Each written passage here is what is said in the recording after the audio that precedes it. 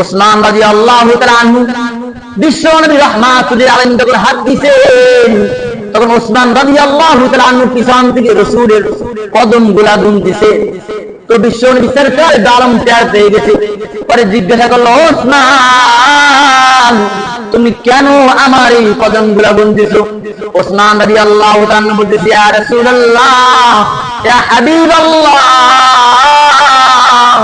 আমি এই কারণে এই কদমগুলা গুনতেছি যে আপনি এখান থেকে আমার বাসায় যাবেন, যতগুলা কদম হয় এতগুলা কদম পরিমাণ আমি গোলাম আজাদ করে দিব।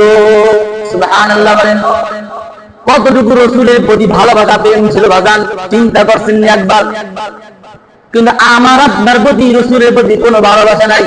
কুকুরের পর্যন্ত বিশ্বনবী রাহমাতুল লিল আলামিনকে চিনছে, কিন্তু আমি আপনি বিশ্বনবী রাহমাতুল লিল আলামিনকে চিনতে পারি না। এই ঘটনা বললে অনেক সময় হয়ে যাবে। কুকুর রাসূলকে সম্মান করতে শিখছে, প্রাণীরাও রাসূলকে সম্মান করতে শিখছে, কিন্তু আমরা উম্মতে মুহাম্মাদি হয়ে এই রাসূলকে সম্মান করতে আমরা এখনো শিখি না।